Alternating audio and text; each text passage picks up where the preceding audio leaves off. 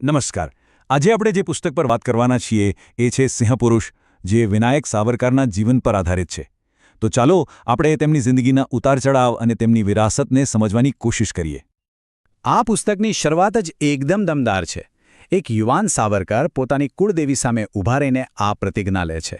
અને આ માત્ર શબ્દો નહોતા, આ એક એવી પ્રતિજ્ઞા હતી જેણે તેમના આખા જીવનની દિશા જ બદલી નાખી. હવે આ પ્રતિજ્ઞા કોઈ એક રાતમાં આવેલો વિચાર નહોતો. એ તો એમના જુસ્સાદાર યુવાનીનું પરિણામ હતું.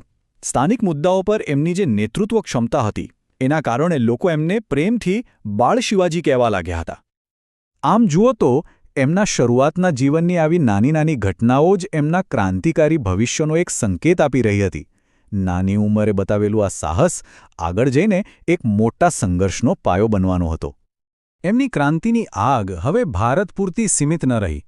એ પહોંચી છેક લંડન, જે તે સમયે બ્રિટિશ સામ્રાજ્યનું કેન્દ્ર હતું અને સાથે સાથે ભારતીય ક્રાંતિકારીઓ માટે એક મહત્વનું સ્થળ પણ હતું. અને બ્રિટિશ સામ્રાજ્યના હૃદયમાં બેસીને સાવરકરે જે કર્યું એ ખરેખર ખૂબ જ હિંમતભર્યું હતું. એ માત્ર ક્રાંતિકારી જૂથમાં જોડાયા જ નહીં, પણ ભારતમાં સશસ્ત્ર આંદોલનને મદદ કરવા માટે પિસ્તોલ અને બોમ્બ બનાવવાની ગાઈડલાઇન્સ મોકલવાનું જોખમી કામ પણ તેમણે સંભાળ્યું. માર્સેલિસ પાસે જહાજમાંથી દરિયામાં એ છલાંગ એ માત્ર ભાગવાનો પ્રયાસ નહોતો, એ તો આઝાદી માટેની એમની અતૂટ ઈચ્છાનું પ્રતીક બની ગયો, જે ઇતિહાસમાં હંમેશા માટે યાદ રહી ગયો, ભલે એ પ્રયાસ નિષ્ફળ રહ્યો હોય. અને પકડાયા પછી સાવરકરના જીવનનો સૌથી મુશ્કેલ તબક્કો શરૂ થયો. એમને મોકલવામાં આવ્યા આંદામાનની કુખ્યાત સેલ્યુલર જેલમાં. એક એવી જગ્યા જેને કાળા પાણી તરીકે ઓળખવામાં આવતી, જ્યાંથી પાછા ફરવાની કોઈ જ આશા નહોતી. સજા પણ કોઈ સામાન્ય નહોતી. એક નહીં પણ 2 આજીવન કેદ, એટલે કે પૂરા 50 વર્ષ.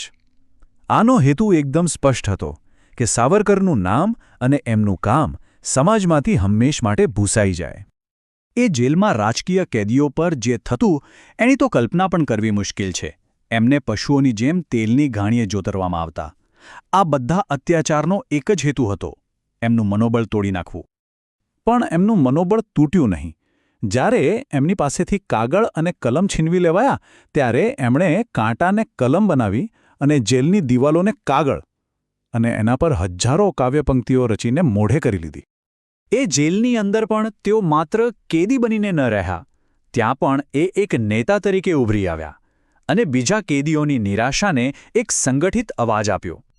આંદામાનમાં લગભગ 1 દાયકાની સજા ભોગવ્યા પછી સાવરકરને મુક્ત તો કરાયા, પણ રત્નાગીરીમાં નજરકેદ રાખવામાં આવ્યા. અને અહીંથી એમના જીવનનું એક નવું પ્રકરણ શરૂ થયું. હવે લડાઈ રાજકીય નહીં પણ સામાજિક હતી. આ એમના જીવનનો એક બહુ મોટો વળાંક હતો. રાજકારણથી દૂર રહેવાની શરતે એમણે પોતાનું બધું જ ધ્યાન દેશની એક મોટી આંતરિક નબળાઈ એટલે કે જાતિ વ્યવસ્થાને દૂર કરવા પર કેન્દ્રિત કર્યું. અને એમણે આ કામ માટે ચારે બાજુથી પ્રયાસો કર્યા. એક એવું મંદિર બનાવડાવ્યું જ્યાં દરેક જાતિના લોકો આવી શકે, સાથે બેસીને ભોજનના કાર્યક્રમો કર્યા અને અસ્પૃશ્યતા વિરુદ્ધ જોરદાર અભિયાન ચલાવ્યું. એમની નજરકેદ પૂરી થઈ અને એ પછી સાવરકરે હિન્દુ મહાસભાના પ્રમુખ તરીકે ફરીથી રાષ્ટ્રીય રાજકારણમાં પ્રવેશ કર્યો. અને આ જ એમના જીવનનો સૌથી વિવાદાસ્પદ તબક્કો સાબિત થયો. આ સમયનો સૌથી મોટો વિવાદ હતો મહાત્મા ગાંધીની હત્યાના કેસમાં એમની ધરપકડ. જોકે પુરાવાના અભાવે કોર્ટે એમને આ કેસમાંથી નિર્દોષ જાહેર કર્યા. જ્યારે તેઓ નિર્દોષ છૂટ્યા ત્યારે તેમણે પોતે કહેલું, હું આજે તમારી સમક્ષ જીવિત ઊભો છું તે નિયતિની ભૂલ છે. આ શબ્દો જ બતાવે છે કે એમનું જીવન કેટલા સંકટો અને સંઘર્ષોથી ભરેલું હતું.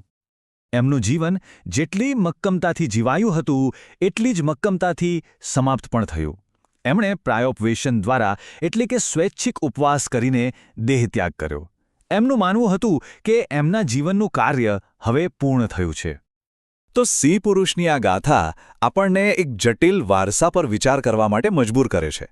એક એવું વ્યક્તિત્વ જે એક જ સમયે કવિ હતા, ક્રાંતિકારી હતા, સમાજ સુધારક હતા અને હા, એક અત્યંત વિવાદાસ્પદ નેતા પણ હતા. તો છેલ્લે સવાલ એ જ છે, એમની આખી યાત્રા આપણા આધુનિક રાષ્ટ્રના નિર્માણ વિશે શું કહી જાય છે?